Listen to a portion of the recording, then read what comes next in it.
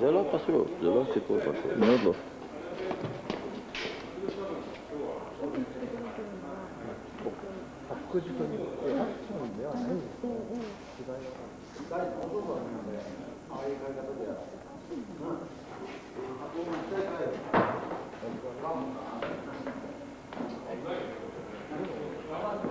Otamany się mówi.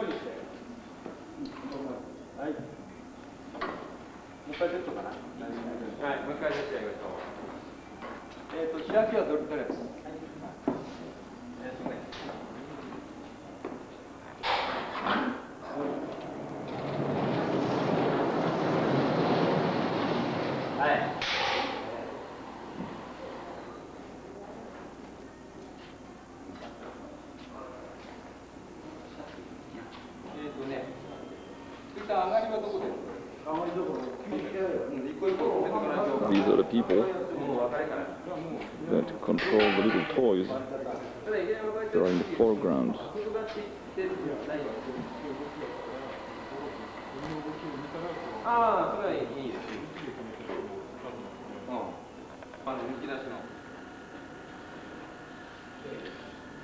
As big as the dolly may look, one person is pushing it. Different kind of tracks than the ones we are used to.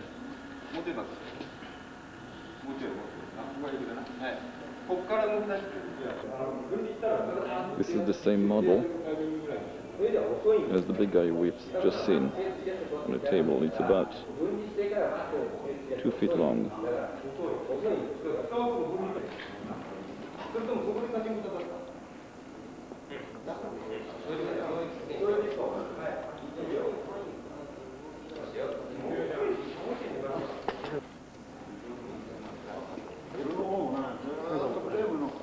It's pretty warm on this set.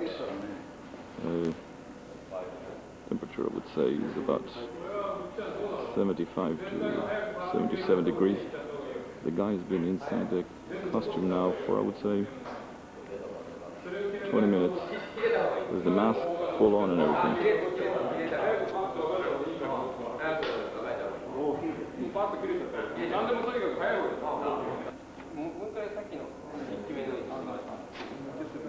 I think they're ready to shoot. I'm trying to find the moment when the guy's gonna do his action so we can catch you on film. They're arguing about marks on the floor, whether it should be this point or that point. Very meticulous about everything. They change things, they take forever.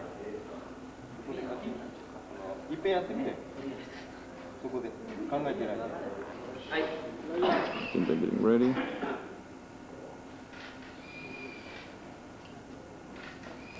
They've gone back to one.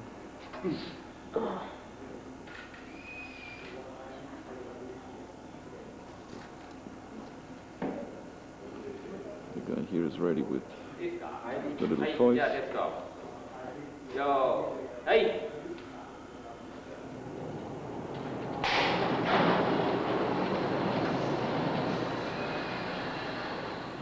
See the bird going up and the little toys moving to the side. They had a cut, of course.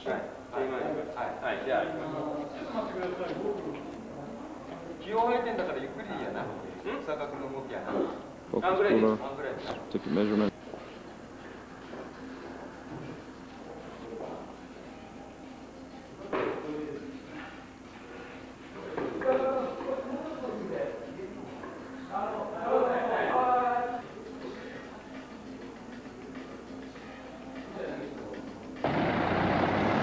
Standing on top of the robot, supposedly. He's riding on his back.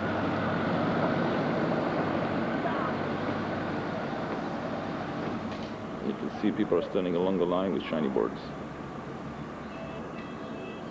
They had a cut and then coming back. Back to one. I guess they had a good take. They're moving on to another shot.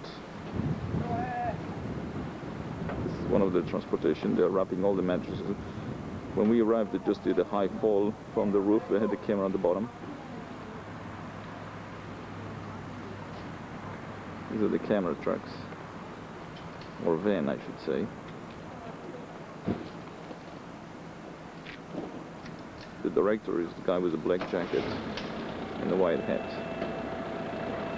and the one with the white jacket is the DP. The grips walk around with the shiny boards, and we're moving into the forest right now. Over there. We're just at the entrance to some kind of a temple. The guys are having fun. This, by the way, is the craft service. Water and a bin for the cigarette butts. We are moving to the next location. I would say there are about 20 people here. He must be one of the actors.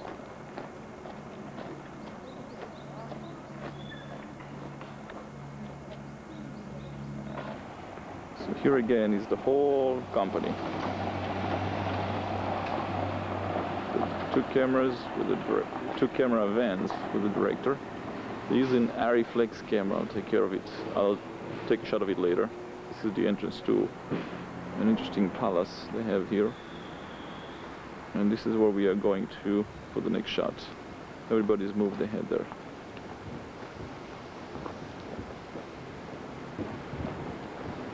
It's an automatic focus, so it takes a while. This is where they moved to. It seems like they have a 5-ton or, well, more like a 2-ton. I'll take care of it. I'll take a shot of it later on. Huh? Monster? Where?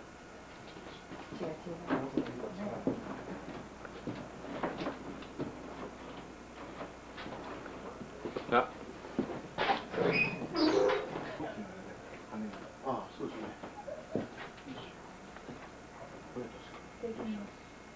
Some of the parts are very important.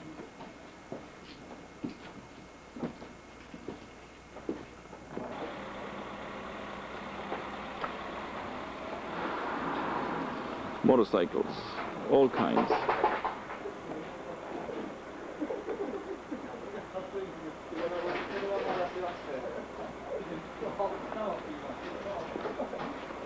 All kind of motorcycles.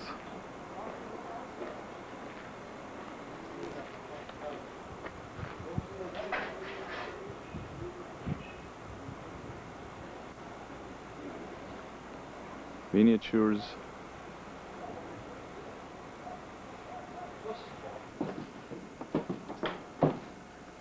This is the treadmill they use, one of those storage places where they have leftovers from many shows.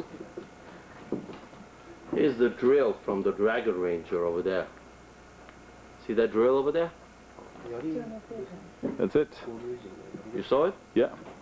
This is coming out.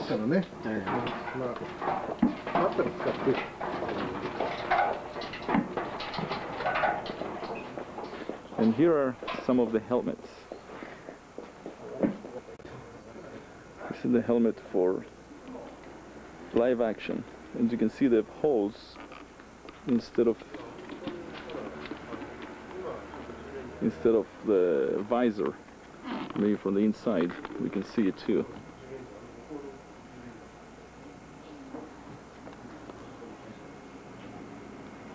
So they can see through it. This is a Corvette transformed into a picture car. Look at the details.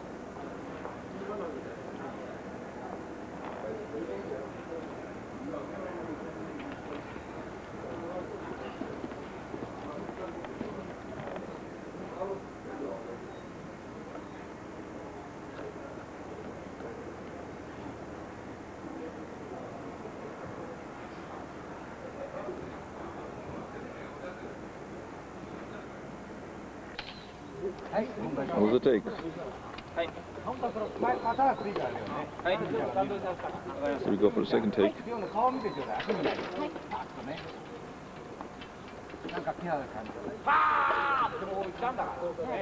is what the camera is. These are the only two lights.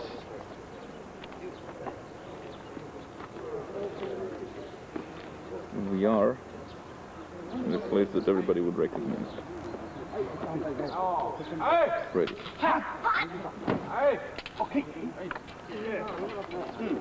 And that was a take. We're moving for next. This is a fight choreographer with the black jacket.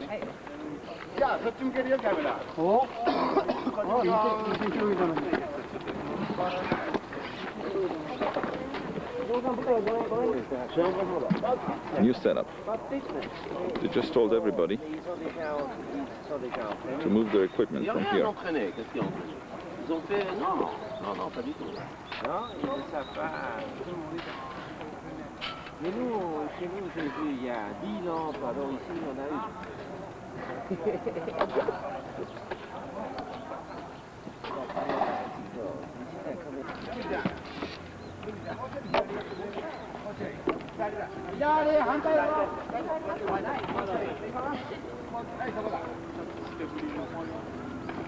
only two lights. One.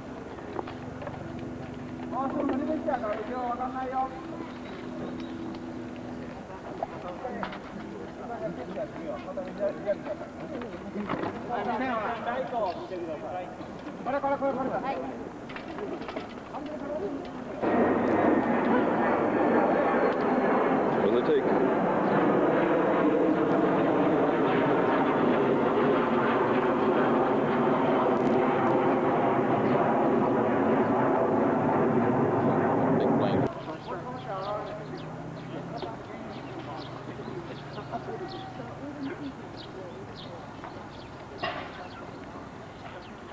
The fight choreographer there is instructing. These are the heroes of this new series. These guys. The ones who are in the frame, except the one with the hat.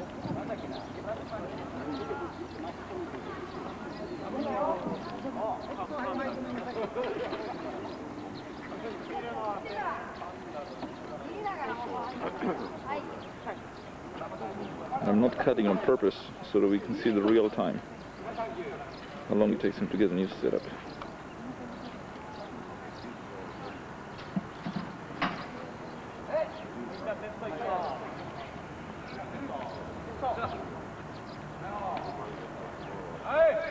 Okay. That was a take. Ready or not, I wasn't ready. Trying to find a position that can include it all in the one frame.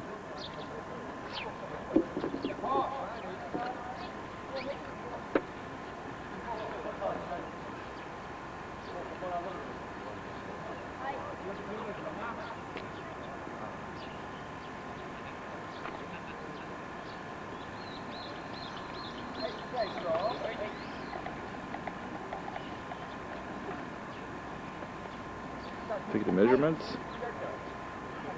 The guy there with the hat, skipping the fist as where to look in the eye direction.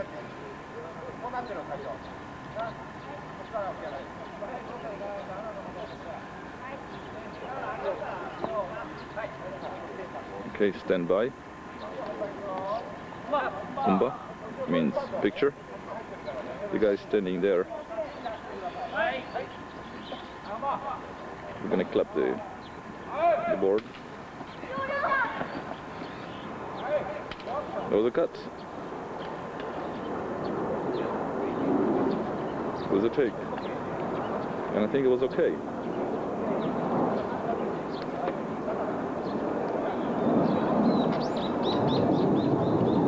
And I'm moving to the next one.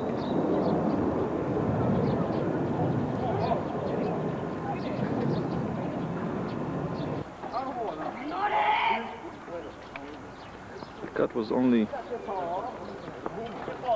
few seconds long. Rehearsal. Let's see, we're rehearsing, the end of rehearsal. Shiny boards into place. Light is not working this time. Umba. Picture's up.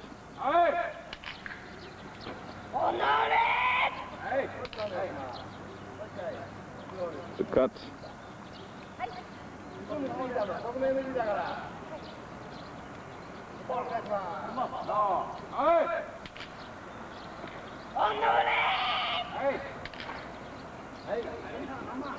Oh, the cut.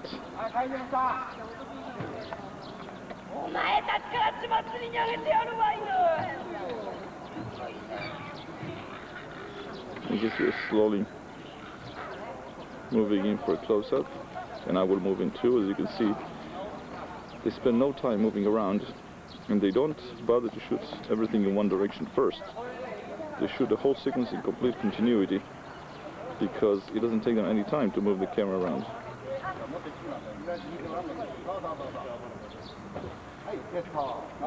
Stand by.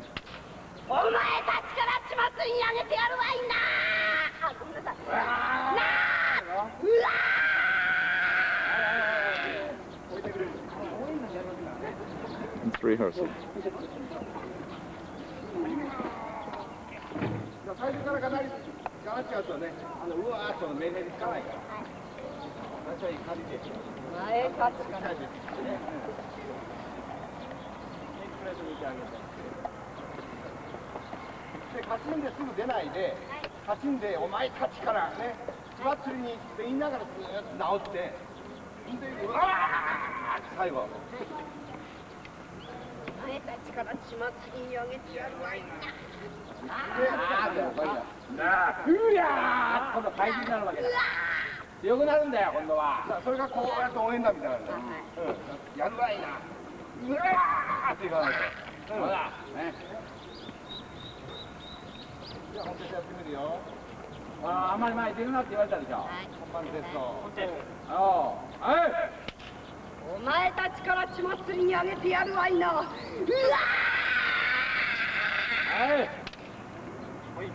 It's rehearsal.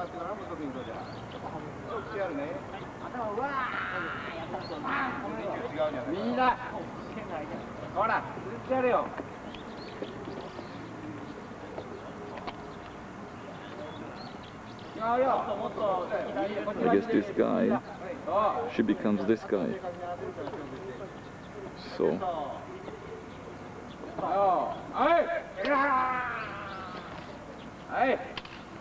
he took her place.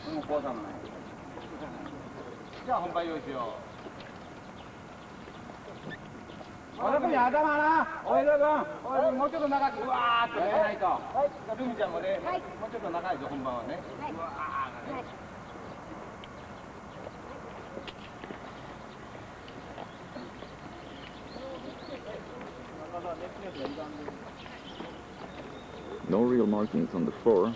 She just finds her precise spot.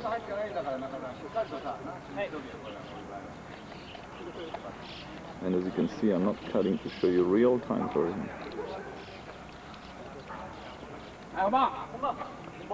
Boomba, victory's up.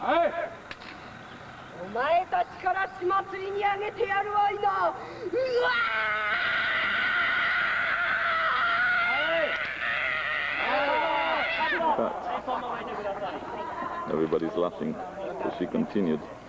They're marking her spot exactly. I mean, the distant cameraman just, without marking, just put his finger exactly, and the new monster's taking their place.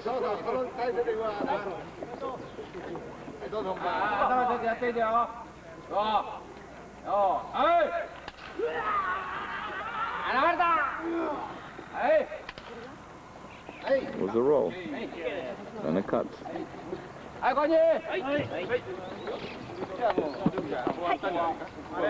There's a zipper in the back, this monster, and it just fills up.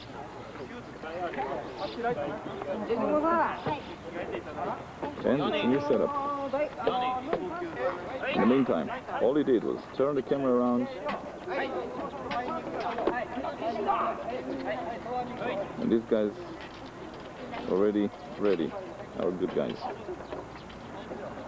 These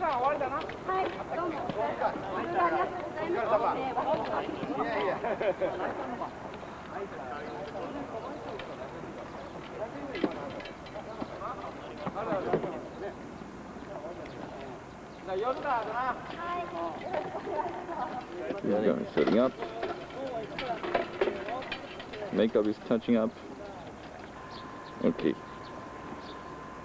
Since the last time I cut, when you saw the monster, until this, I would say it took about 45 seconds to 60 seconds for this new setup.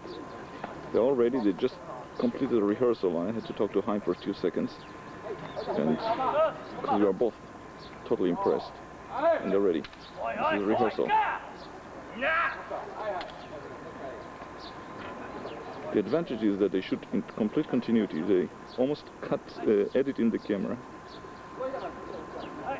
the way they shoot it. And here is a person who always gives them a high line. The director is watching here. Boomba.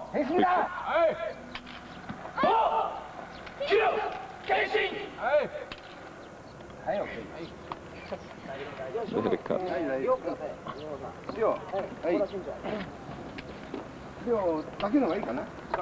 Now they leave it extended for continuity. In the meantime, This cut was only for about 20 seconds. And I'm continuing with the real time. And you can see they haven't moved. They left their wrist, gadget, whatever, pulled out. There is no problem of continuity to remember, because they shoot in continuity. The actors are practicing in the meantime. Cameras move, and they're rehearsal. That was rehearsal already.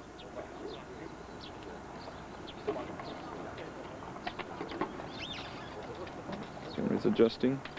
The script supervisor is blocking the view a bit. As you can see, this guy here is studying the script. I think he's a kind of fight choreographer, acting coach or something like that.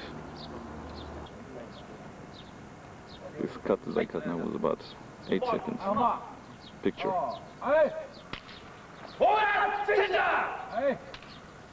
That was a cut.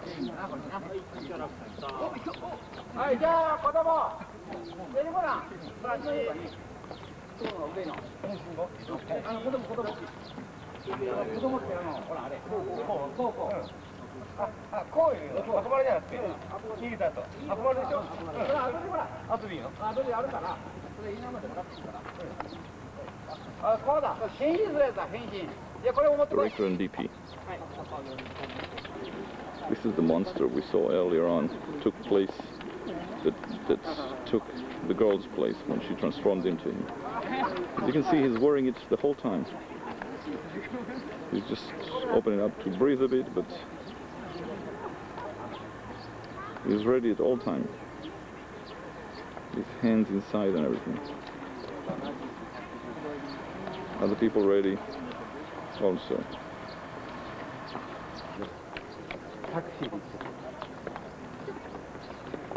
The rest of the cast is standing by.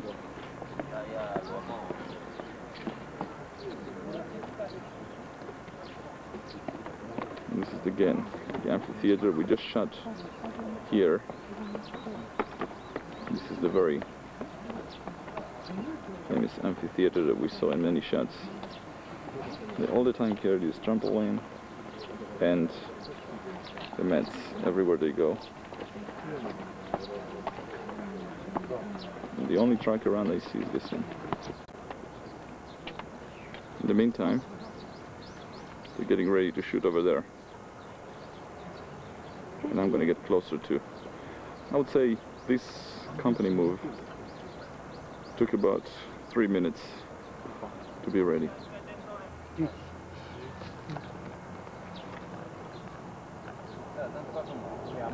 Stand by for picture.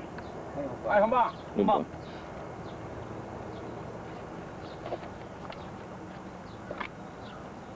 The wire got disconnected.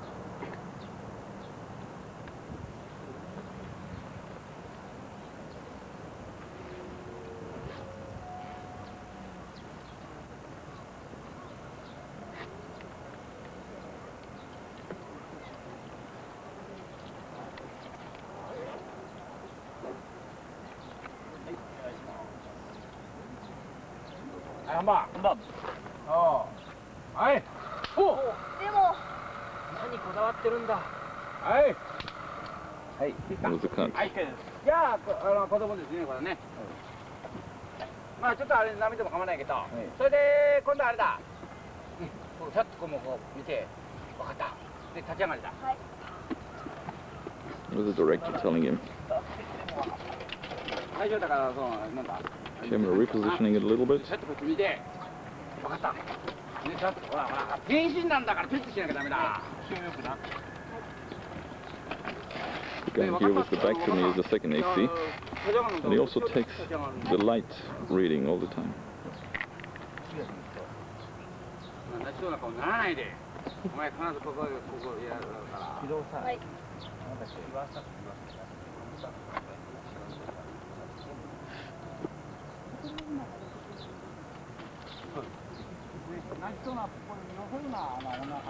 This is another prop that doesn't move.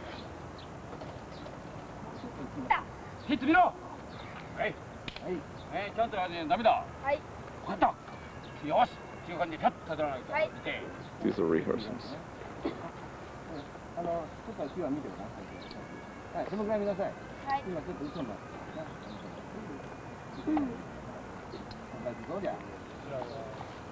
This guy was signaling for the guy with the shiny board to move closer.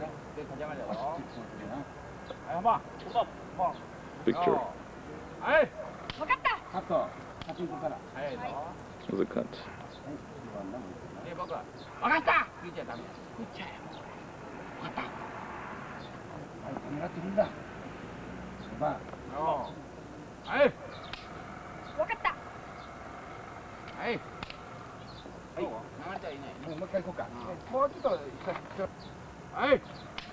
Picture.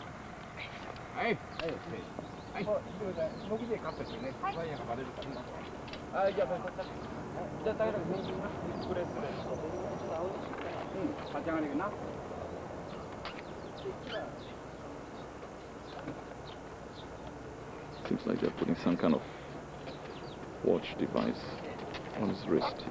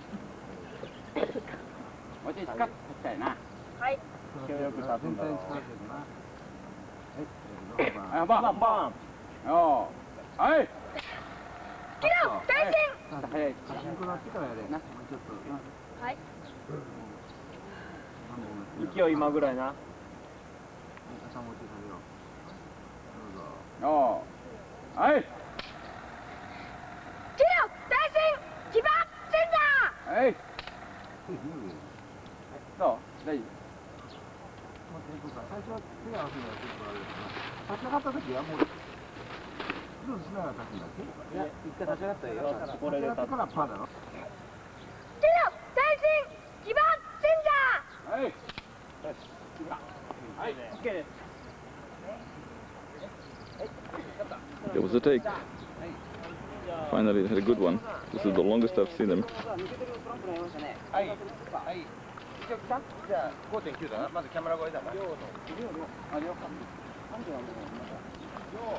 guess they're looking for the new setup.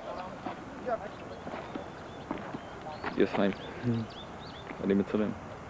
Yeah, but go ahead. Go ahead, sir.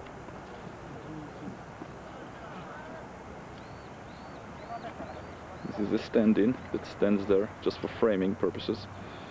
And our actor is here on the left in the white Pumba. That means picture is up. It was a take.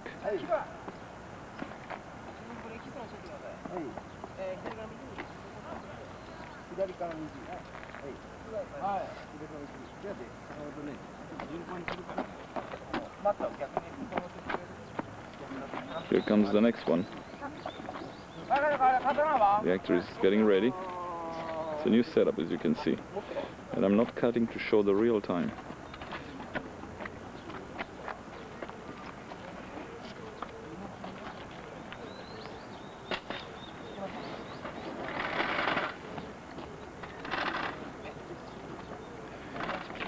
We have an overcast sky today, so lighting is relatively simple, but I have a feeling that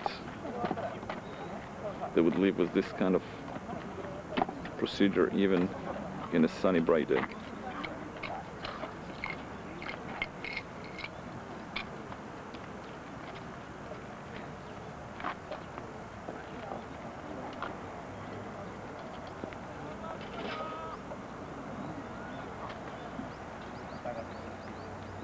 Zila never laid on the floor for us. Ask him.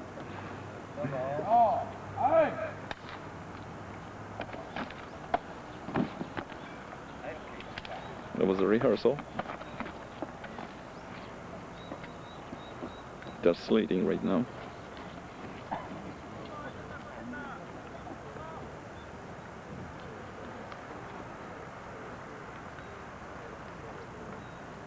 And here's the stand-in again for framing.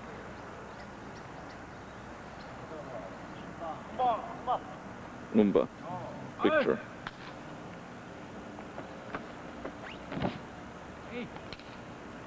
Cut. One take. That's all it takes. If it's a good take, that's all it takes. And you can see they're moving again.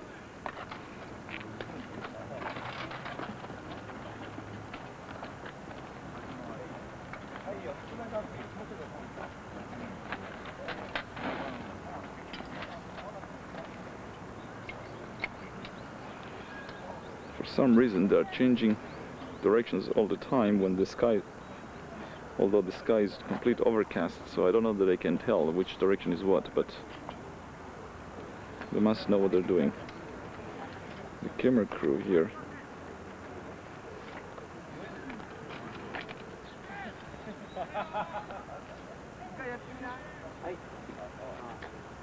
changing lenses again.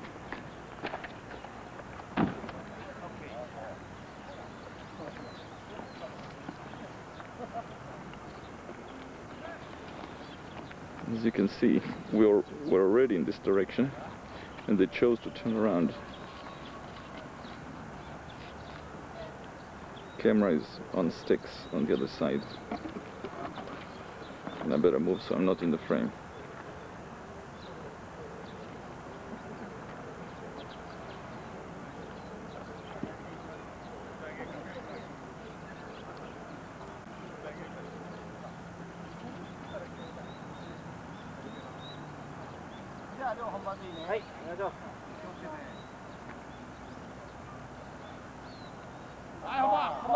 Picture.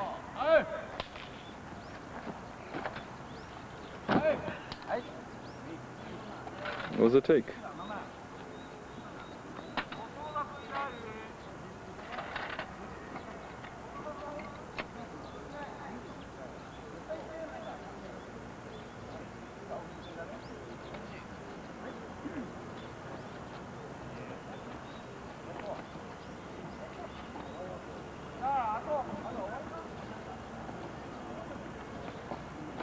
They're running to get something, not clear what.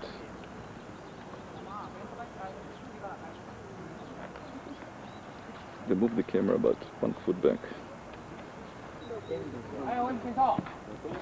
Next one is getting ready. Rehearsal.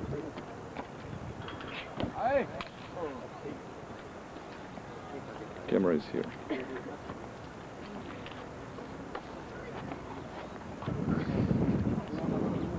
Getting ready.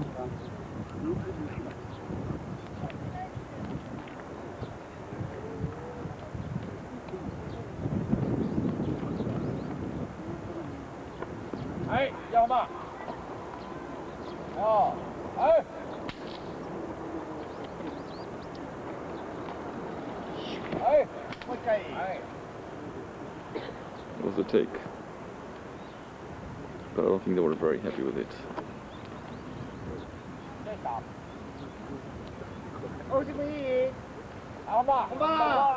Picture.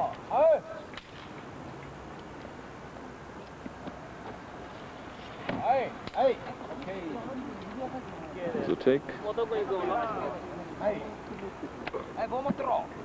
Helmet comes off. They open the guy's back. As you can see, they're turning around once more.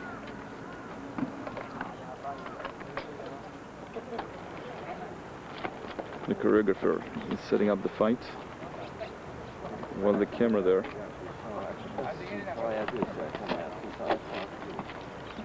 is setting up. They move the mattresses out of the way.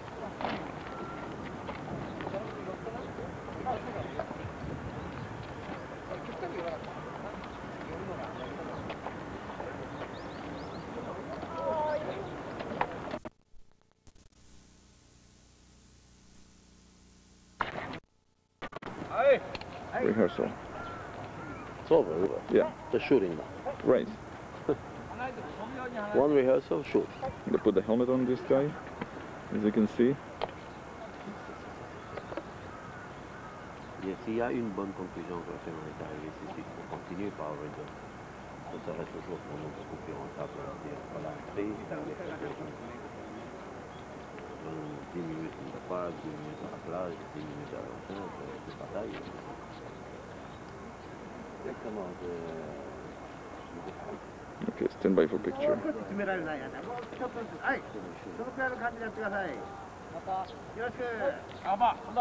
Picture.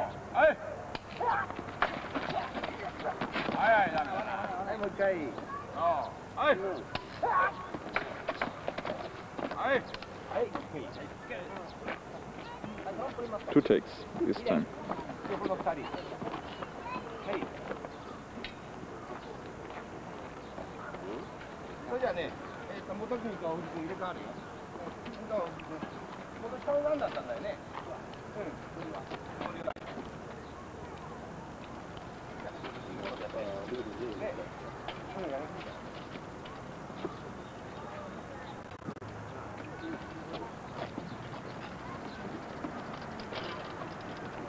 I think they were trying to get the helmet off.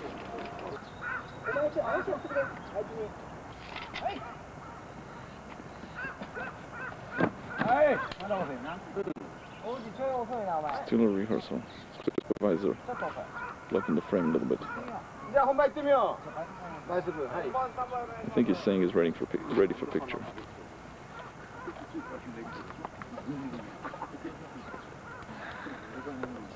They slated it.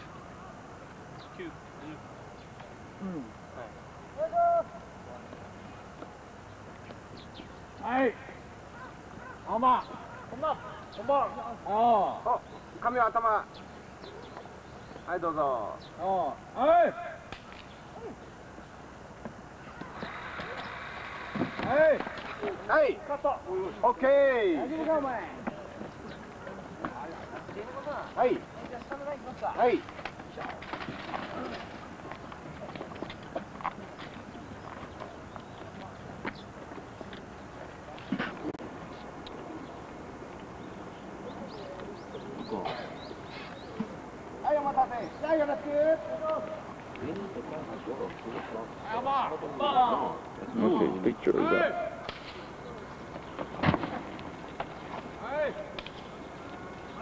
What was the take? We get it for you from here. Because he wants to stay. He wants to stay, him and me. Camera is moving. One person that attends them.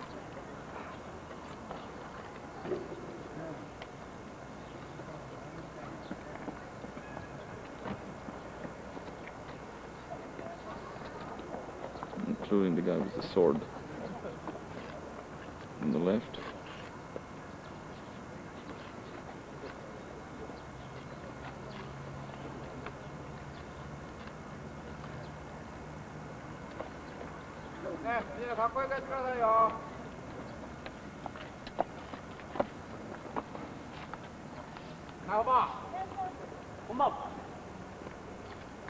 Picture is up.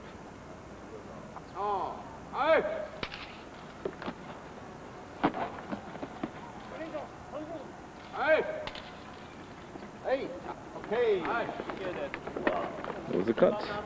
Are we moving on? The DP and the director.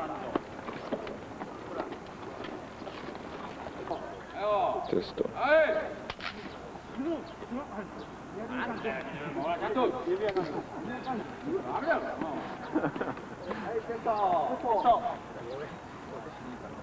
Again a test. I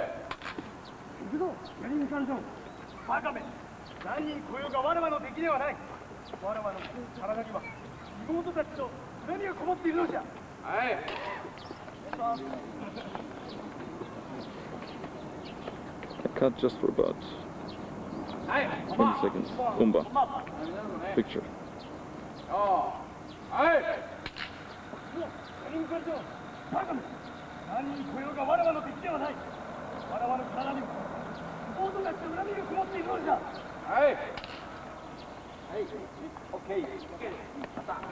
It was a cut. One take. Camera is moving again.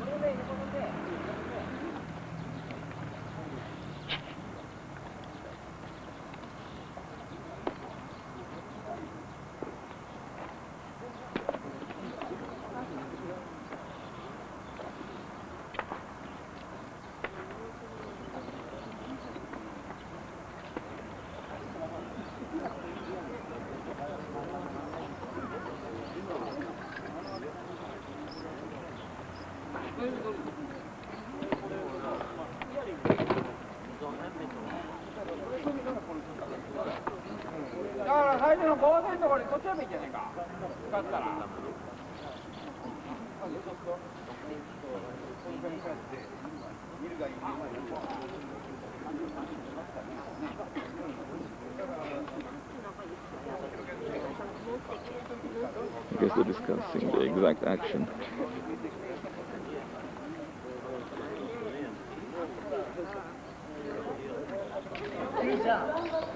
The hood is strapped under the armpits.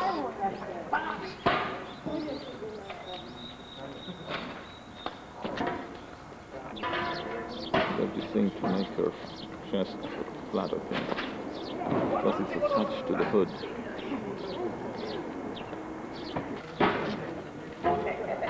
Lunch break is about to be over. It's another 10 minutes. Everybody's starting to get ready. These are all stunt people. It's a team. During lunch break they've been all rehearsing.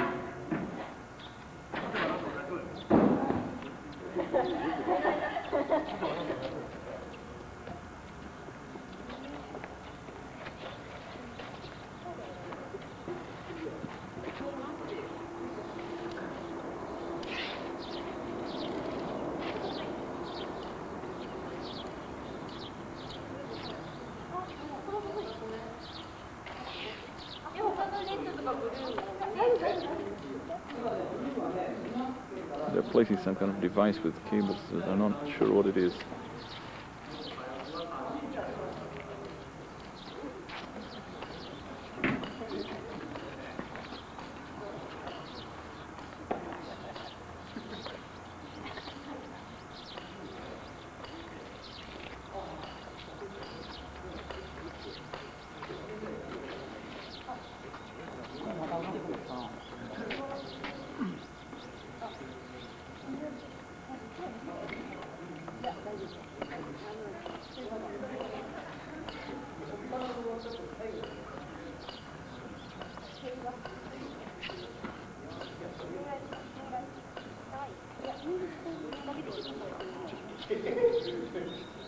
It's amazing how they all jump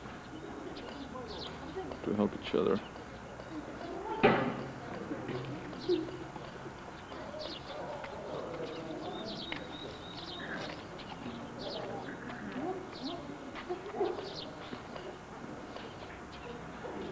Oh, you know what they're doing? They're going to put squibs.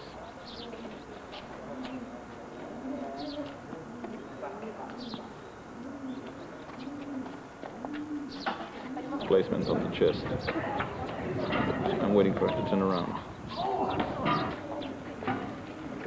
But if you can see, as soon as she turns around,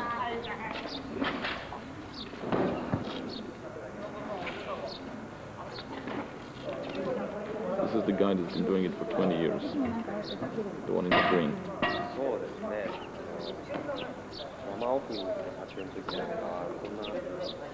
動っていうか、大きい鍋持ってってあれで豚汁作ったりする。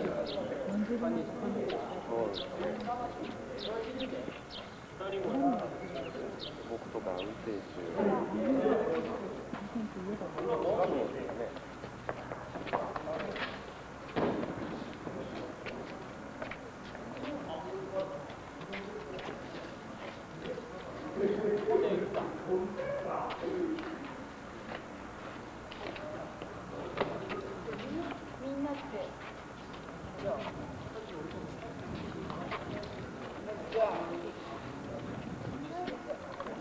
This is the pyro guy.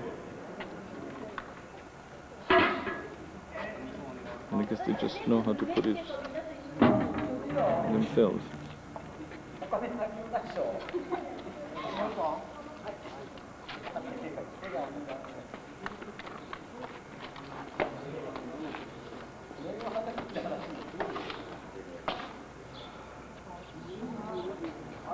They run the cables so that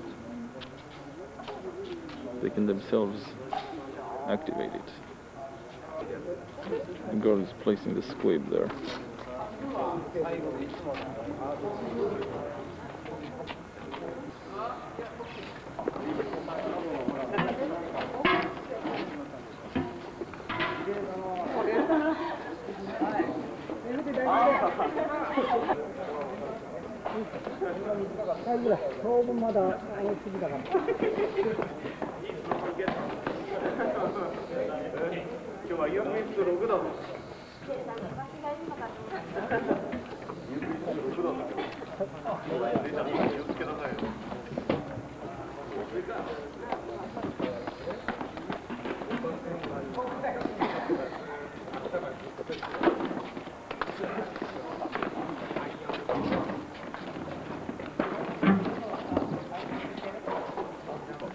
Like they're starting to rush now, because the rest of the crew is coming back.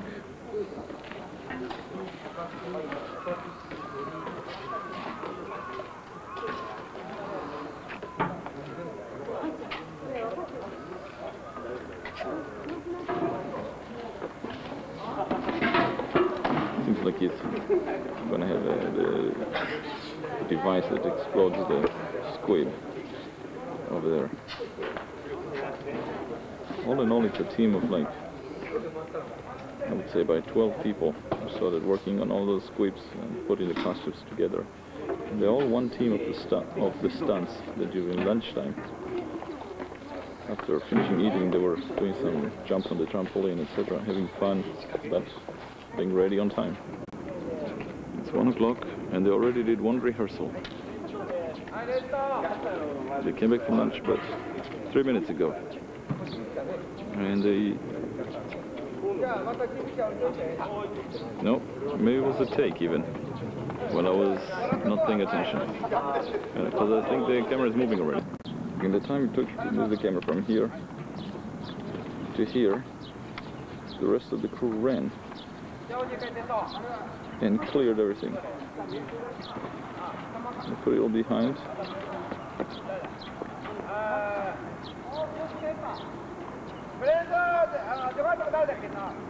All the costumes are designed the same way.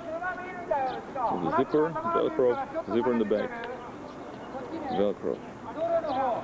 And all these guys already have the explosions already on them. It seems like now we're going to get into the actual fight sequences.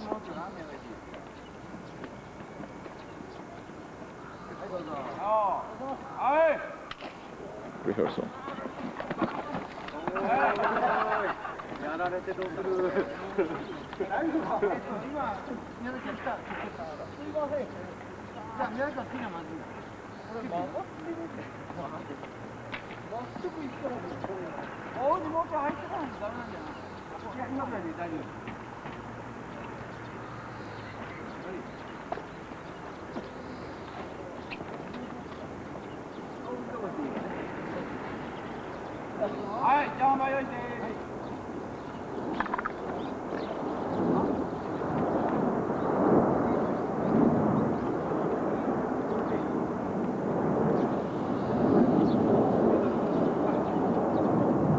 Again, I'm not cutting to give a good sense of the real time. Look how many people are helping out. Well, this girl is holding the prop.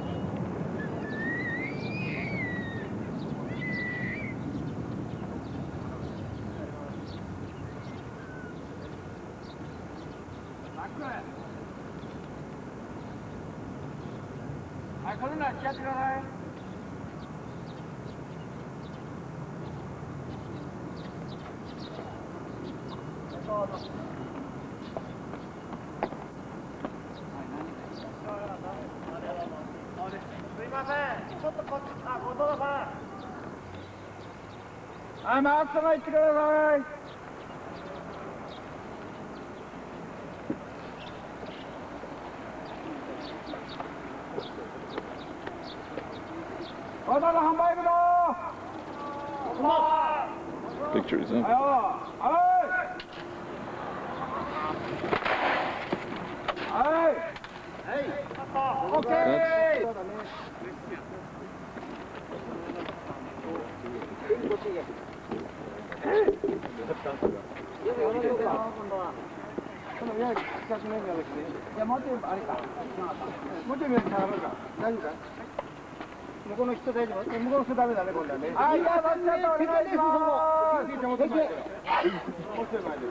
We're just yelling to the spectators to move.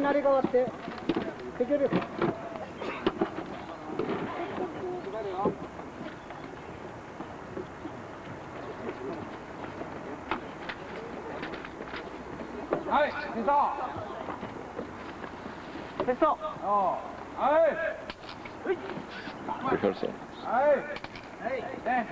End of rehearsal.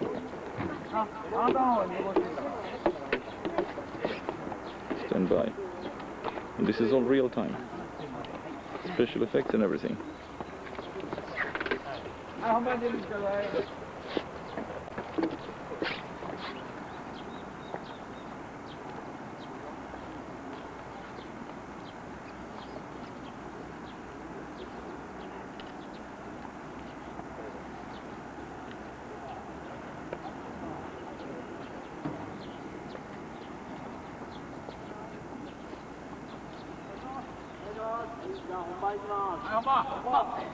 I guess it's picture, no rehearsal.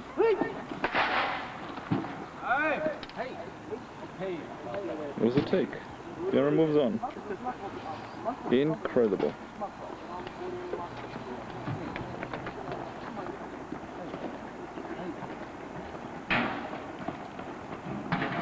Look at them all running.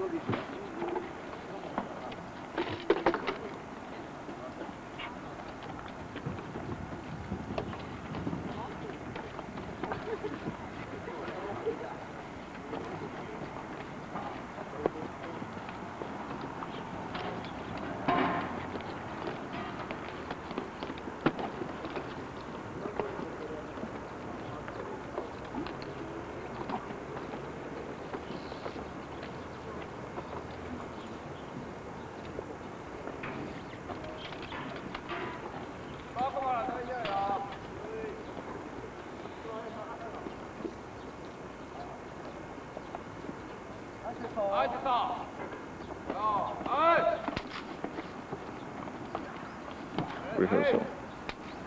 End of rehearsal.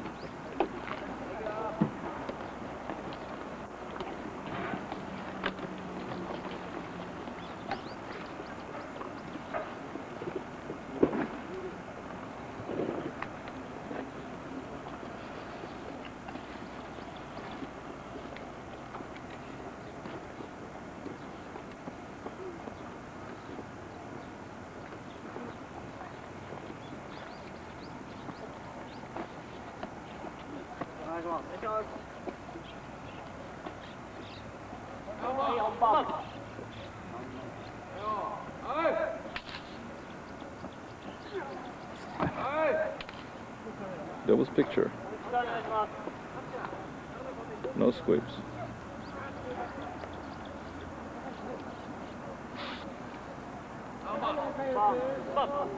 Bum, I mean picture. was a cut.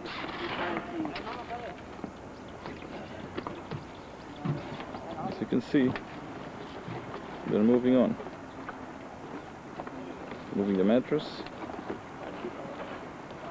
Taking the hands off for a second. Camera is moving over there. In the meantime, the sun came out a bit. Still overcast, just a little bit. The helmets. Take the measurements.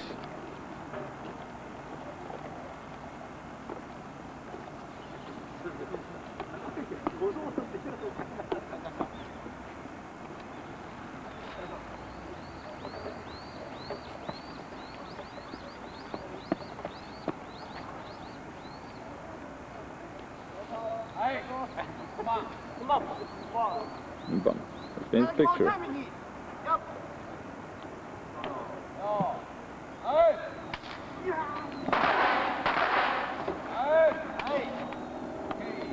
It was a cut.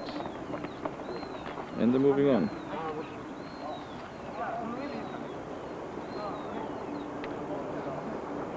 Unbelievably fast.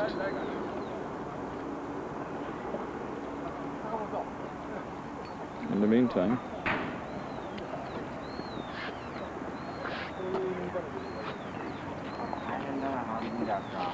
they're choosing the next setup, and again, so you don't think that I was telling you stories.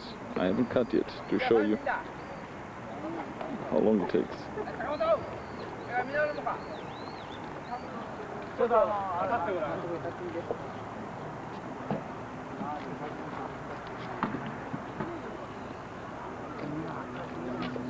So just place the ladder and a black duvetin in front. And the monster is going to be standing in front of it.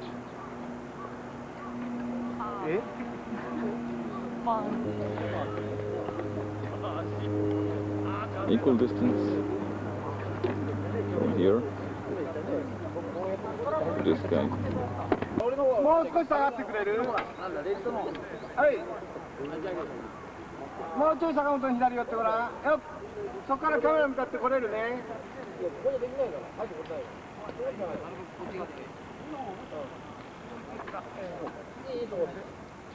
動画ね。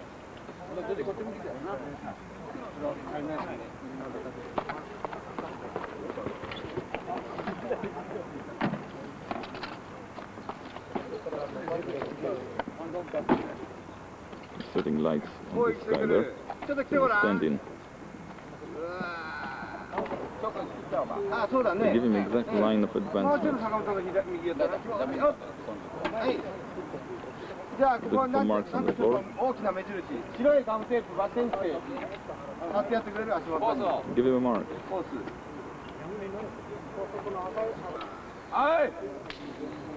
Rehearsal.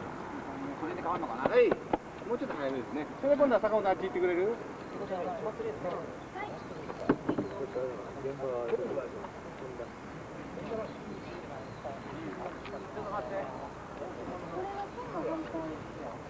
そうだね。今度は坂本。はい、そこだな。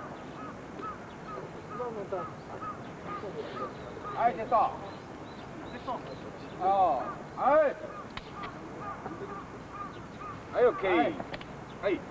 はい、それでいいよ。三角棒。その足が見えないように車で隠してるんで、そう。巻いといてそうやって。早くのは大丈夫。はい、大丈夫です。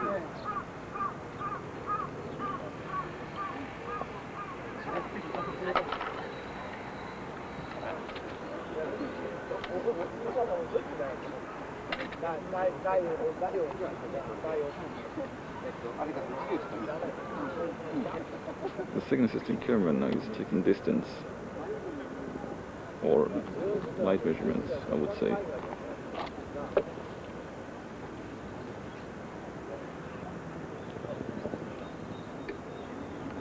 Choose up.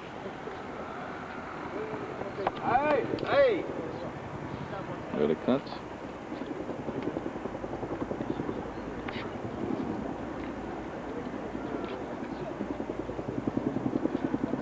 because of the script supervisor.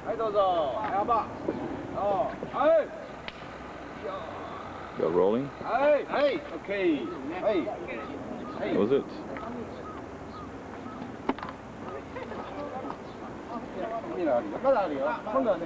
Two people take the costume off this guy.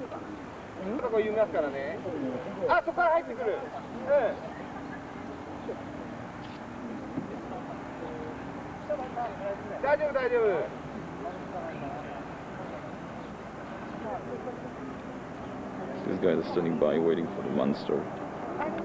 There. For the marking and everything.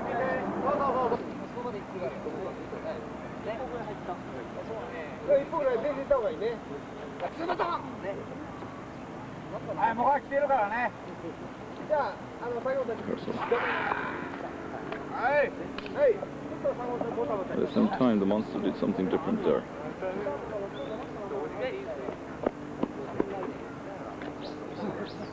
Stand by for picture.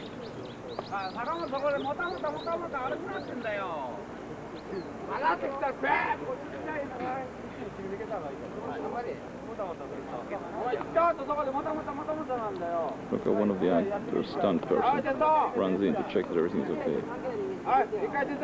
Pictures. No, maybe it was just rehearsal. Picture. Rehearsal, sorry. Picture is up.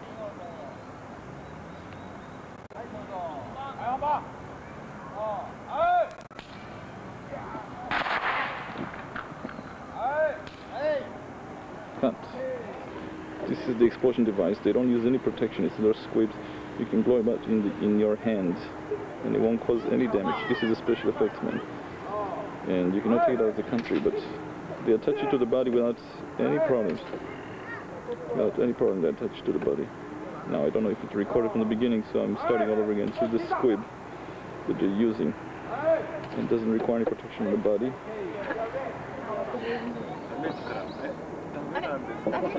What he's using is just a regular medicine capsule, and it puts gunpowder inside, and there's something that creates a spark inside. He makes it himself. There's a battery in the back, behind their back, and something, a switch in their hand, and they activate it themselves. They use no protection whatsoever on their body, and it's kept away about an inch, 3/4 of an inch from the body, that's all. And they just put another layer of cloth on top of it just to disguise it, but that's it. Using this chemical in a bottle to drop this stuff that makes smoke.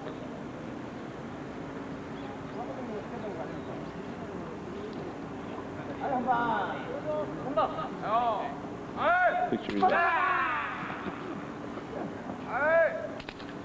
I guess I missed a big explosion just had. A huge explosion. This is the cut immediately after that. And the explosion was just about 2 feet in front of him. And of course no protection or nothing.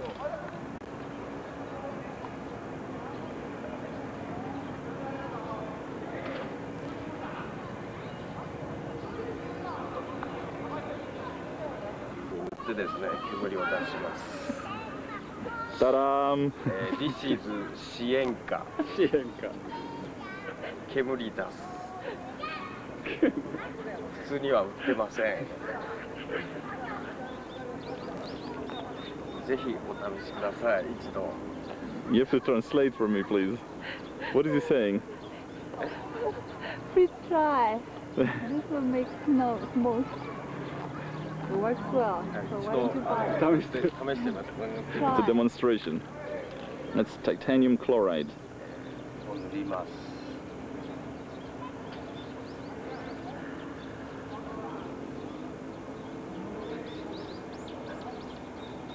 結構長持ちします。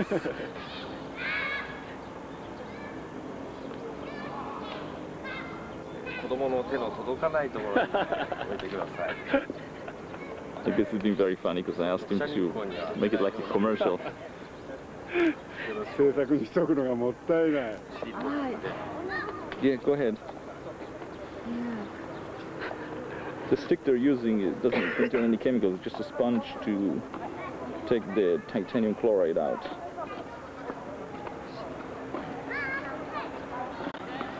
In the meantime, there's a crane that is pulling up. I guess we're going to be in a picture, so I have to... This is the spot I was just standing at, and just for the record, they said that 4 days ago they shot 175 setups in one day. Today, because of the explosions and all that special effects, they're going to do only about 80. And soon enough there will be a crane coming in and they're going to do a guy flying. All this in one day.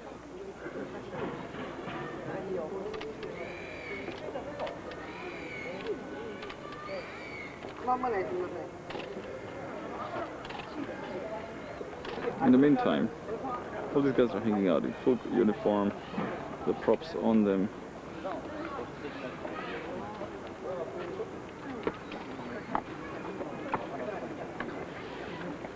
It seems like just now they decided that they're gonna undress them and put different uniform on them.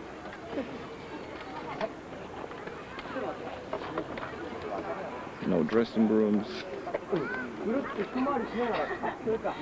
No nothing. It's all camping style.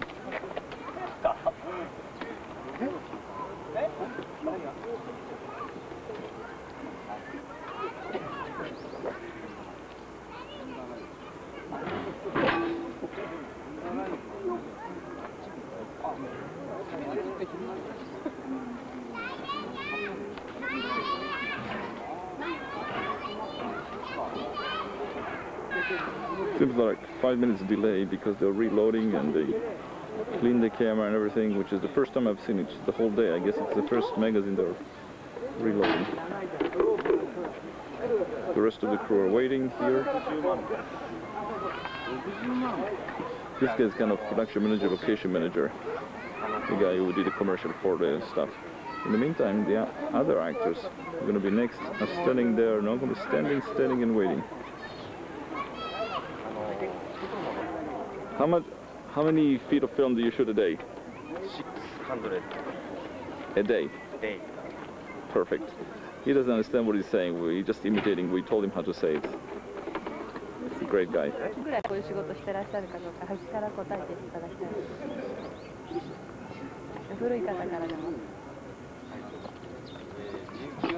19 years. 19 years, huh? What does he do? All the years the same thing? いつもずっと19年間こういった感じのお仕事。All the same thing. Different shows but the same job. 違うショーで同じようなタイプのアクションのものをしてらっしゃったということ。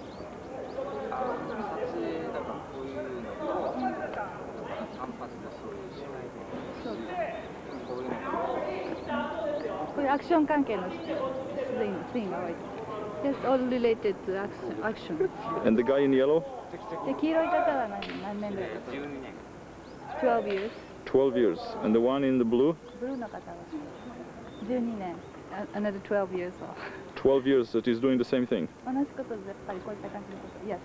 And the guy in the red? 赤い方は11 years. Ask him if the explosions on their body hurts, if they feel it. 爆発した時体痛くないですかね？ Doesn't hurt at all. Doesn't hurt. No. He's scared, he says. The green. It depends on the person, he says. They're sitting up. A crane over there. Very efficient. While they're shooting one place, they're setting up the next one all the time. I just learned that most of these people are employed on a probably for life basis. There's no 100% guarantee, but it's the kind of work they do.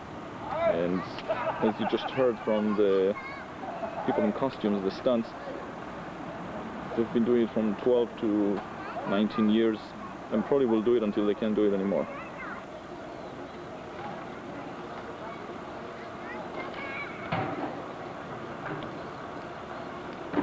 A system of two pulleys that they attach to a high point, using the crane just as a high point.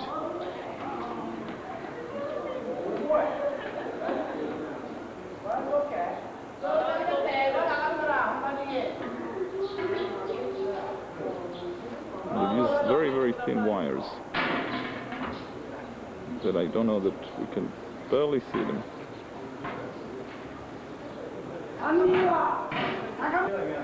This is the stunt crew, all waiting to pull the wires.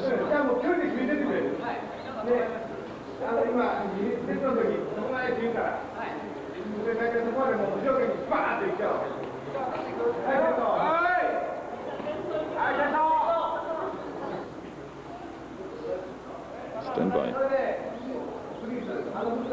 Rehearsal.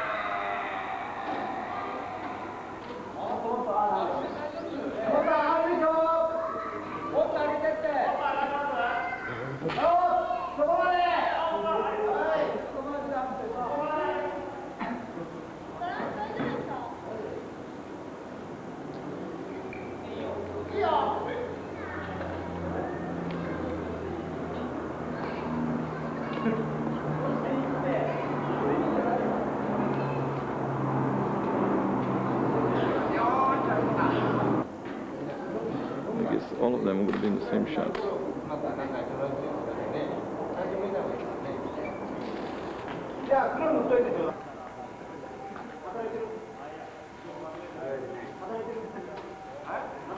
The guy with the black hat is the first assistant director. They're helping the thing. I don't know, maybe paint the cable, I'm not sure, to make sure that... I think they're marking it with the China. One is wiping the cable off and the other guy...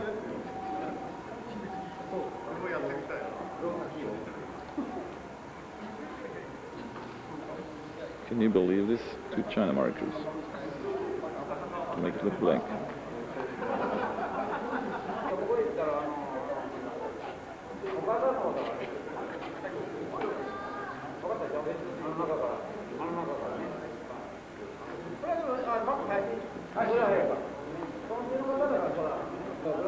These guys on top of the hill, I would say, have been waiting for about 35 minutes now, on their spot, with full costumes, saying nothing. I think they're getting ready now.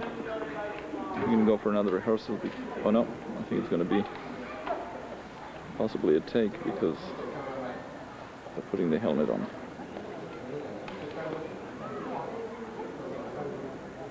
With all this efficiency, it seems like they're also having fun.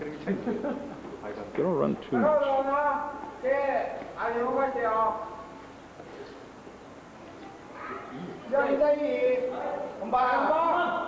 Picture.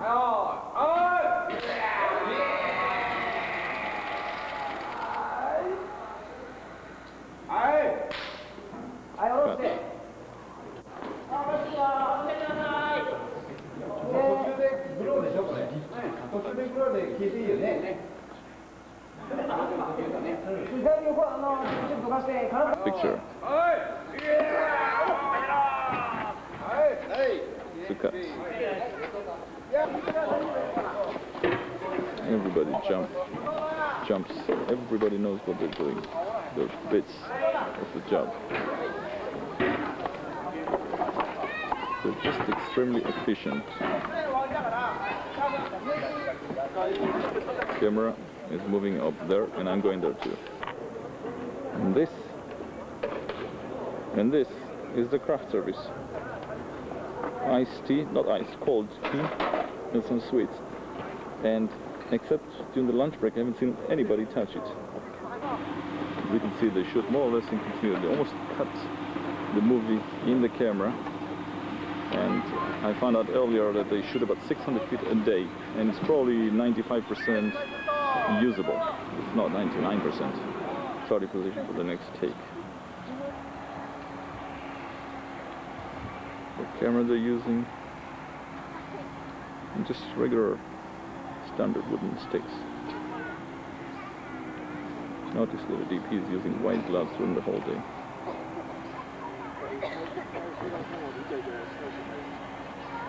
It's just cleared. I would say about 2 minutes. It took them. We're rolling. It's a cut. So It's okay.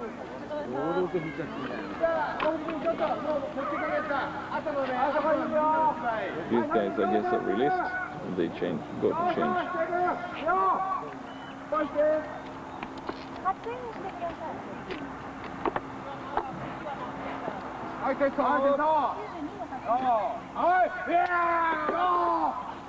There's a rehearsal. So rehearsing as soon as the camera was in position.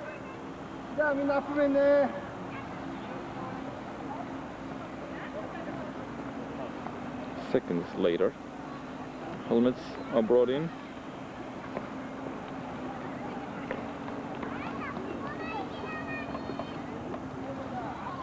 Those were the actors that were wrapped.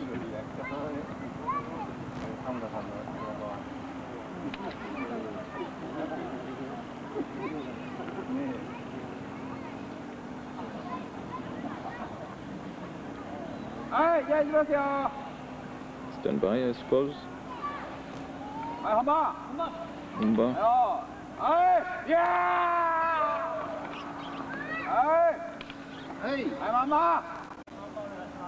That was picture.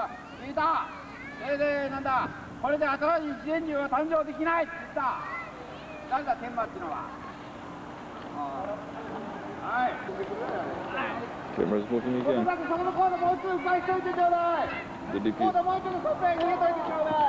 telling people in the back to clear, but otherwise they will be in the shots all the time. This is like the stunt crew. They take care of their own uniform, their own props, their own safety,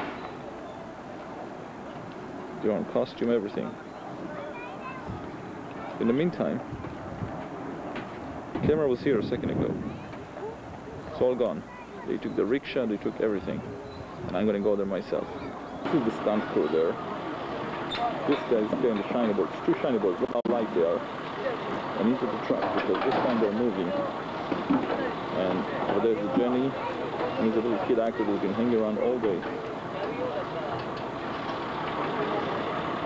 The stunt people carry all their equipment in these boxes. It's the uniform and everything. Somebody carrying trampoline. They pack it. I'm talking about literally minutes from the moment the camera was on the top of the bleachers until it'll be ready to go.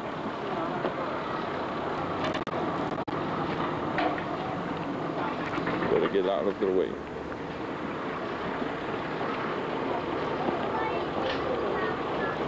And they're going to the next spot. One of the actors. They're packing up everything in a question of minutes, literally minutes. And you can see nobody's really just rushing, running. They're just very extremely efficient. Everybody knows what they're doing. It's almost like they've rehearsed the same move 20 million times. And maybe they did.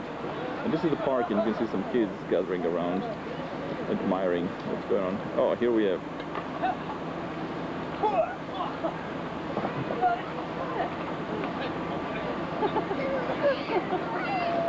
We're having some fun. Umba. だから仕事が遊びだからそんなに疲れることはないんですよ。だから毎日がスケジュールびっちりでも現場が楽しいからそれで OK。わかりますか？ Now you translate. No, you will. I did already. Okay, what he just said is that they don't mind working even 7 days a week because they enjoy the job so much. They work sometimes 7 days a week. This guy is 19. This is the green Adam. He's 25. This is a new location. We just drove about, I would say, 3/4 of a mile from one location to the next in these two buses where they carried everybody in the crew. And as you can see over there, the two trucks. And this is generally the park. They're shooting all their episodes, all the exteriors. It used to be an American Air Force base. That's why there's such an ample, vast space, which is very, very expensive and rare in Tokyo. and it was donated back to the government of Japan. Well, donated back, I guess it always belonged to them. And they kept it as a big park, and they shoot all their exteriors in this park. There are many, many looks. It's quite big. And yesterday came to observe the miniature set. The rehearsal.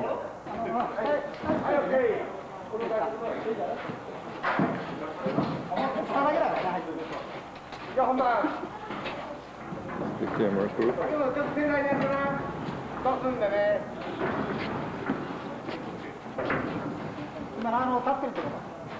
Next shot, there's a little monster doing a little flip. Getting ready. A little bit of smoke. Okay, just...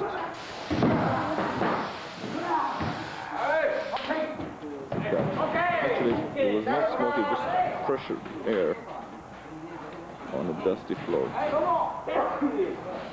And you can see in front of the camera this foreground pieces here. Pay attention how quickly they move to the next shot. The robot is moving in.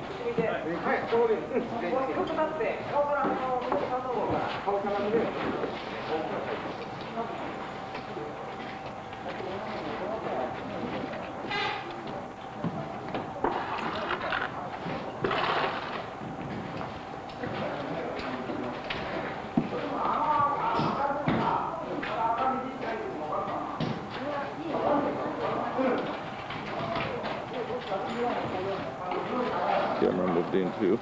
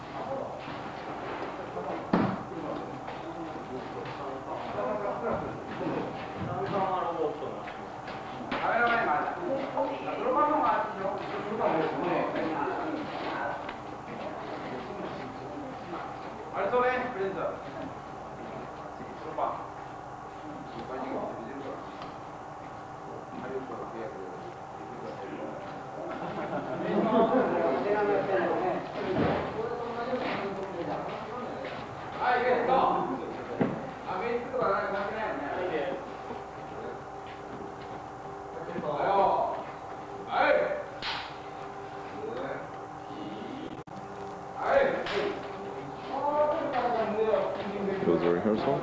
I think it's just a camera move that tilts down along the body of the robot.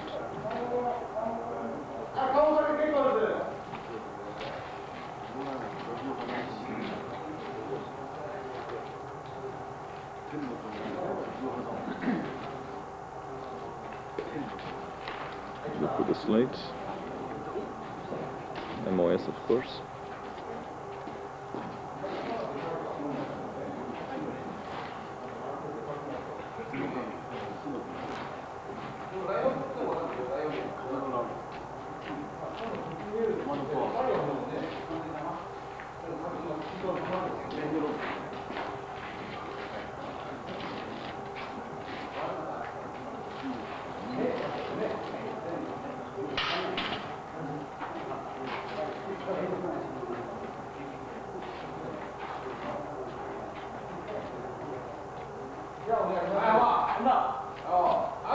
Picture.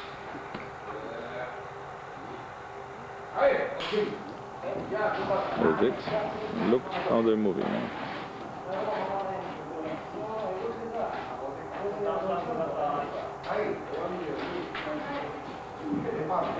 They're looking at the script while they're checking out.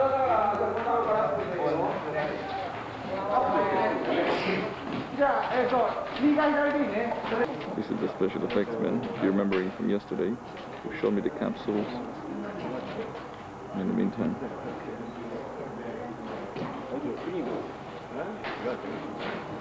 we're getting ready for a test stop, as they say.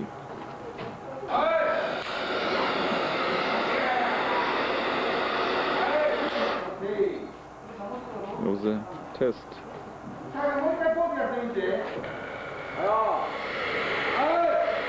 Picture. Okay. Take,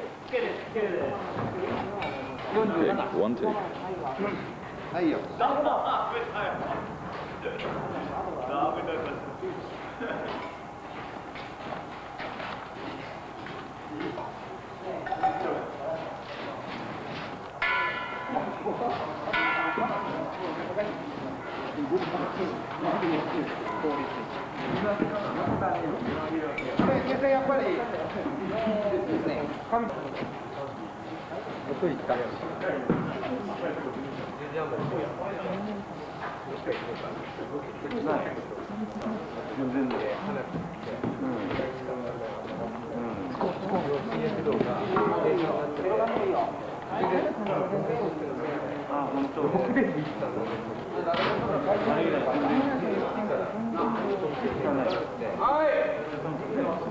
Okay, stand by. Test volley.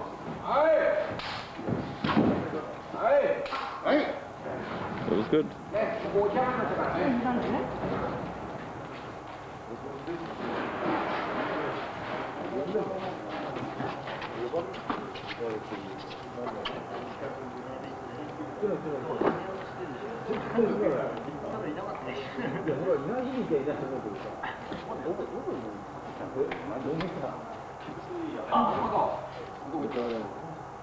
Pictures, huh?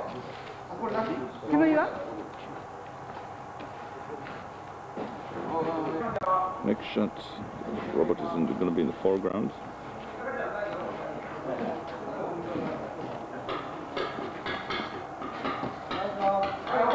And this monster in the back.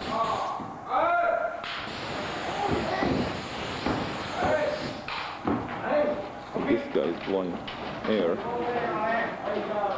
air gun, air tank, and the dust. I guess it was a tape.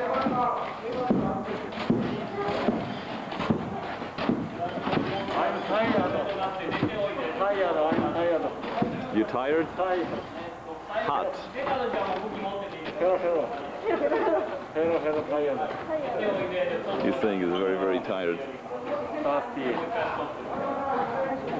The guy just told me he started at 9 o'clock. He said it's very, very hard what they're doing. It's very, very hot. He's wearing the spandex suit inside a wetsuit, which is part of the costume. And it seems like now they're gonna attach some special device. In the meantime, in the background, they're preparing themselves to shoot with these three monsters there. And here they're preparing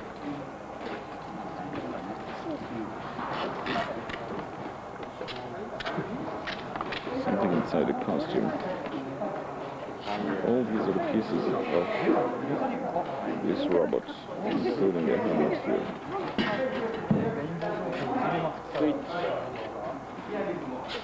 Oh.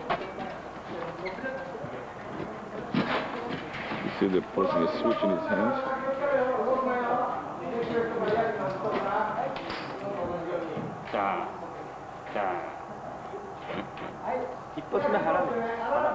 It's going to be either an explosion or something. Okay, in the meantime they're going to shoot the other guys. And as I mentioned yesterday, all takes are like 5 to 10 seconds at most.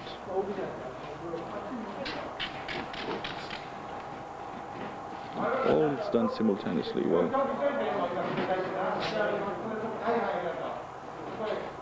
Well, they're prepping here the robot for the next shot. This guy will be in the next shot.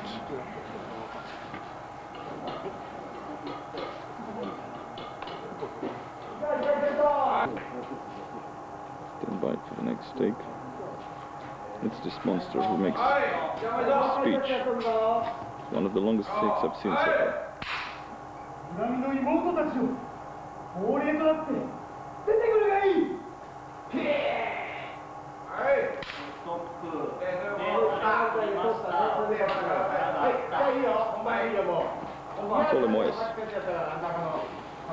pictures up. This is one of the 80s. And using the clapperboard to slate, but then to call action and cut. 君がつけるネックレスだの、イヤリングなどだろ。はい。身につけてんだ君が妹たちを。そういう感じだぞ。 From the BP says Umba, which is pictured here, repeats it.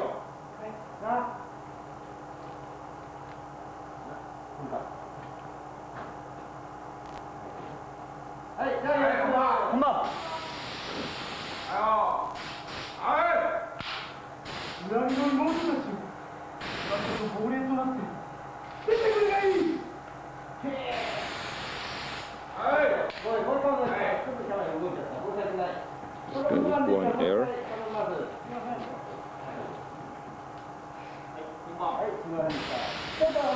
This guy that stands by the door opens and closes the door every time there's a long enough cut to let the dust and the smoke come out.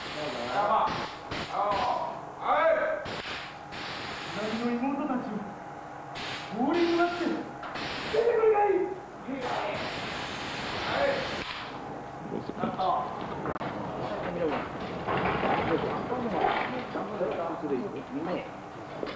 はい、はい、本番。はい、本番。はい。はい。オッケー。はい、坂本。はい、坂本同じこと。あら、人数なったので。はい。 Okay. Now, we put the helmet. Some more adjustments. While they're preparing the robot, it takes quite a while, although relatively fast. Remember, he has an explosive in his hands this time. Just a word to show how the lighting works. I'll get to it in a minute because I think they're getting ready to go. But generally, they make sure there are no shadows on the wall.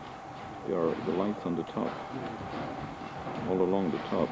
They are behind the robot facing the wall. And then all the other lights around face in such an angle that no shadow is cast on the wall behind. And here we go, stand by. Hey, come on.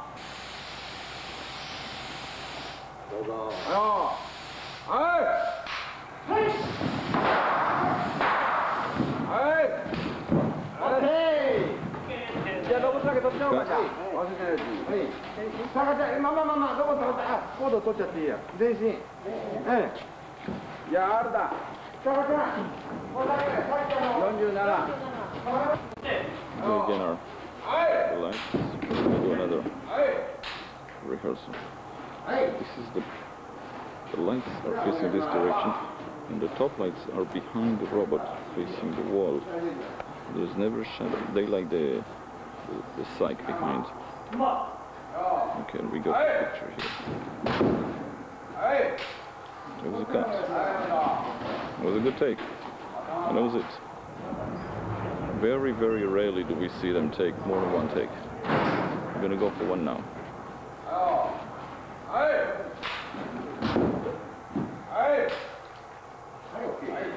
Here's one of the monsters, and you see all they do is they open up the bag, they take their costume head off a bit, just for, and it's pretty hot, I should say. Pretty hot in here. Here's the next one. This guy is a fight choreographer, and very elusive, very difficult to see him make a move. I guess they all know the action so well that occasionally he gets on the stage.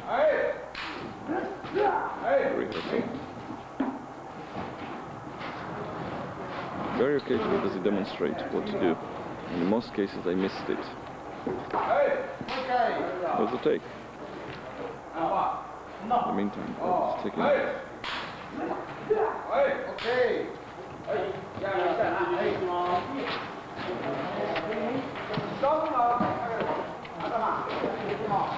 Very good take. They're walking off the set too. They just called lunch. Look at this. Everybody is wrapping the stuff very quickly. They open the doors. They move everything out. And we can count the seconds stuff here.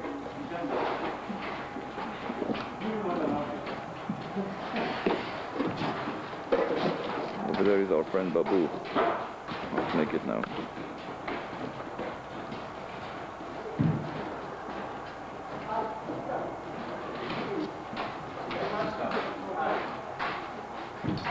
Literally, this is less than 30 seconds and everybody's out and going to eat lunch. And so will I. Today it's sushi.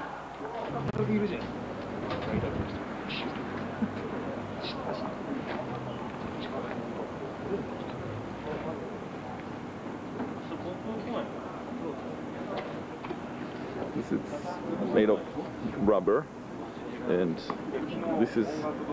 these parts are wetsuit, like a rubber suit, and they all have, this is kind of rubber portion, and the same for this part. And this, as you can see, it's pretty flexible.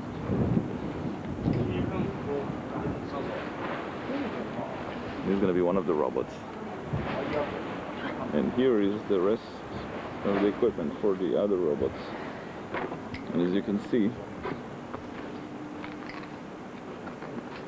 these are rubber suits with drawings on them. Well, this part is kind of rubbery too, foam, etc.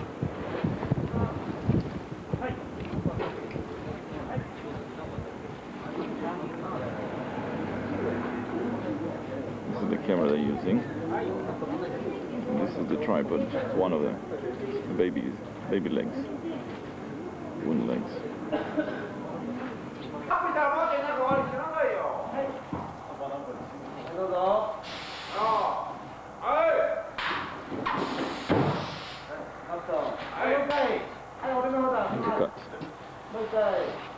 I just found out that the cameraman never deals with the lights. He just sits. Well, the second cut. The cameraman doesn't deal with the lights. There's a group of electricians.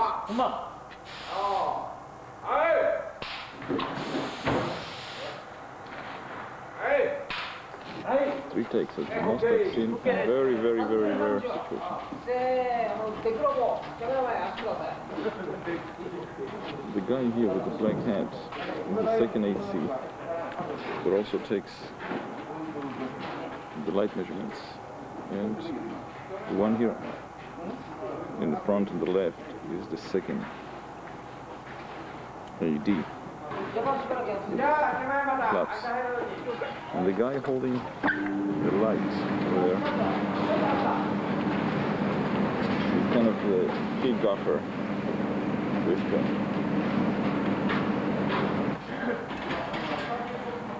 Climbed on the roof on the catwalk. You understand the guy?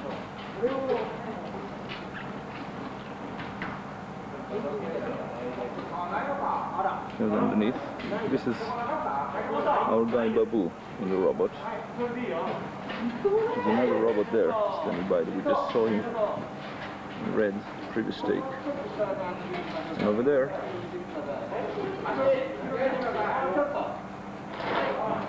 okay, if they're not careful, they're gonna roll without me being ready. So the stage is not too big,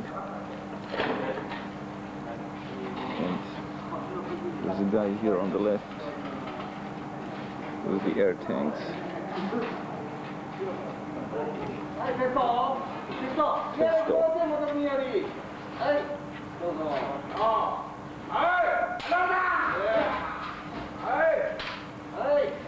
The cuts for the test. Over there, by the way, we're seeing some of the city miniatures.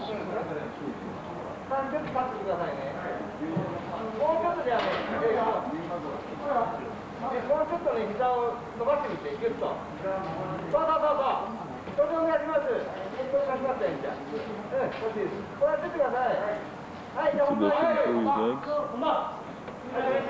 Umba. That means picture's up. The guy on the left.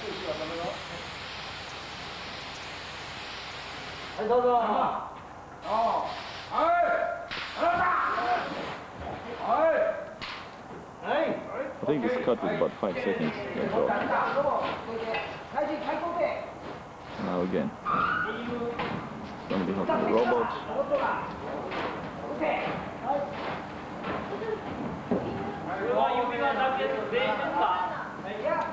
It practically edits the film within the camera. He sits on. It's about a foot length, then 2/3 of a foot width. Testo.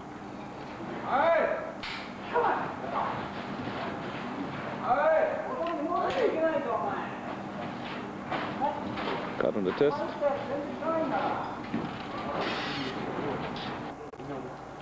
The guy who blows the air, if you can see his shovel, some kind of their equivalent to fuller's earth, which they use from time to time if the round of dust. Building the robot is quite a procedure, and the guy is very, very hot. But they're very efficient. They only keep in costume for the time needed. And as soon as it cuts, they take it off. The rehearsal, which they call the testo, they do with only the essential parts, definitely without the helmet. And only prior to shooting they put everything on. And look how many people are working on it. And they've done it for years.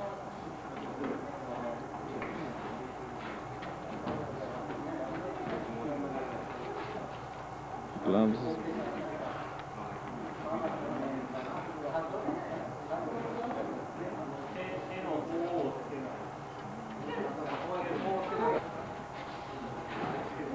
This time they're putting a special thing on the hand, which they just finished screwing in.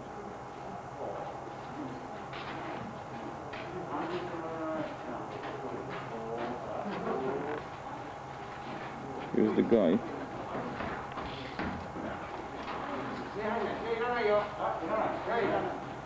Throwing this liquid.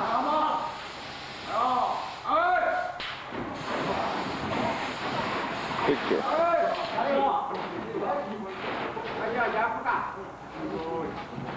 There's a cut.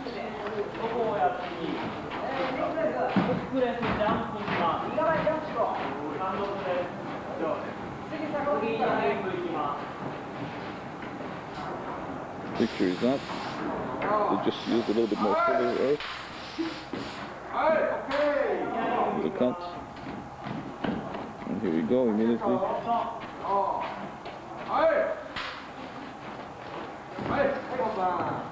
In the meantime, next person up. Picture.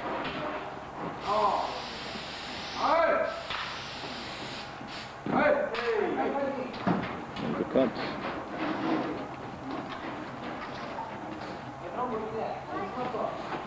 Few more guys. Run on him. Head. I mean, towards the person. Maybe a.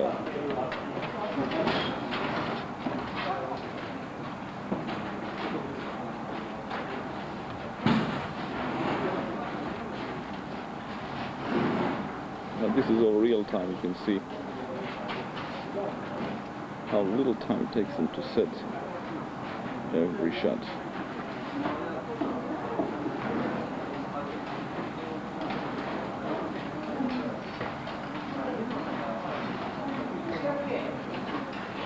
And the interesting thing is that you don't hear any AD shouting or screaming or telling what to do or informing. Somehow they all know what's going on. I guess they do communicate somehow.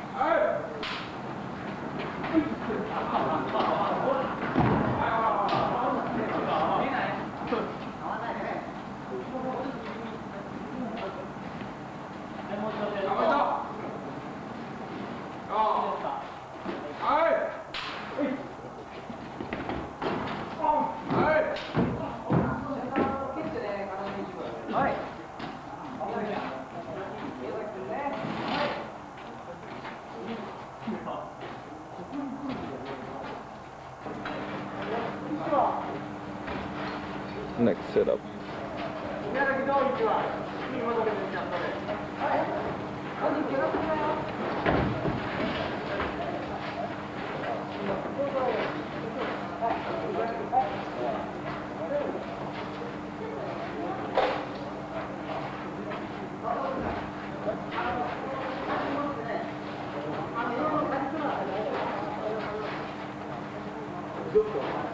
Yes, come on.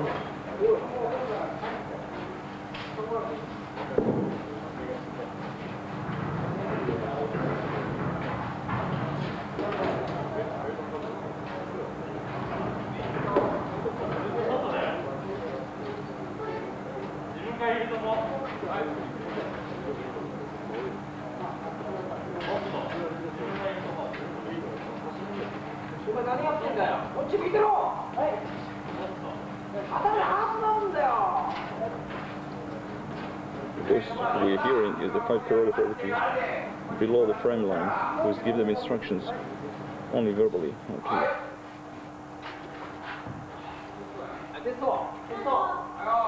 Just stop.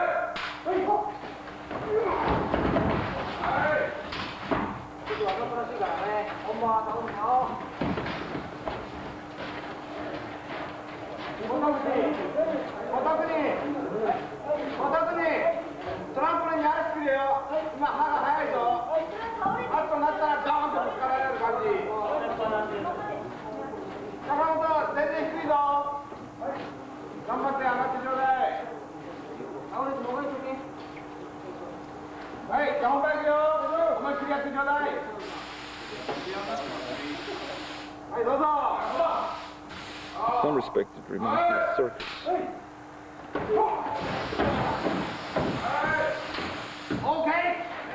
Okay, it was a good take.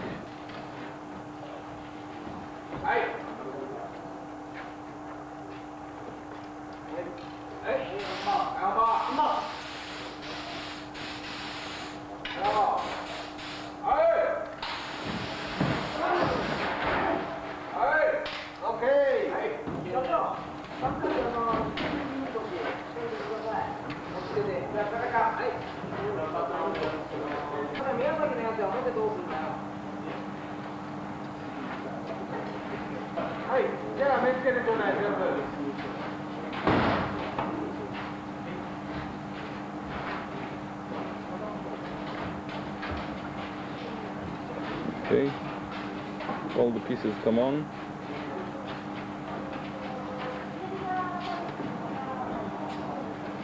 And I'm gonna save film.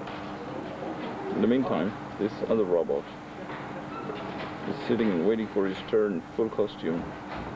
Probably pretty hot. Those people that are wearing masks is because of the dust.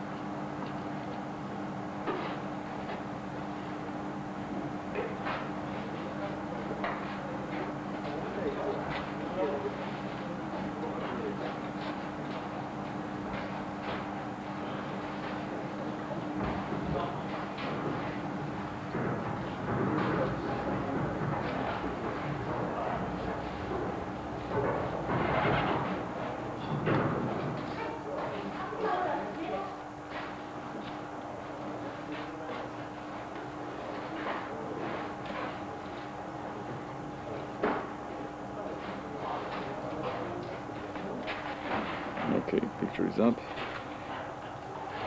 本番の時は坂本君も宮崎君も突っ込んどいてね、後ろにね。よろしく。じゃあ後ろをさ、Just don't use the trampolines, just stand on it. 真ん中から見つけられるぞ。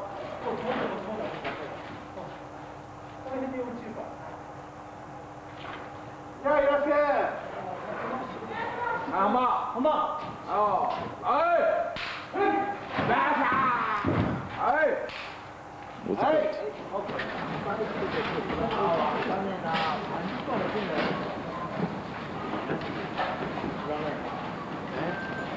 We'll be prepping the next shot.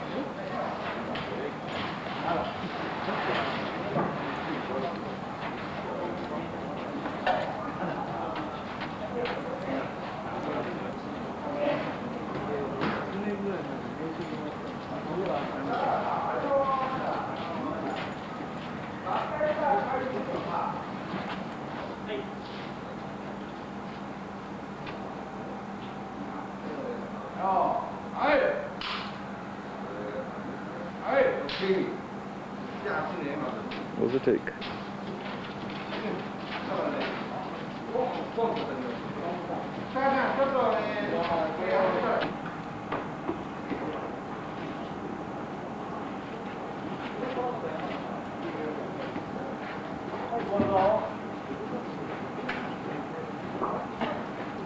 Right.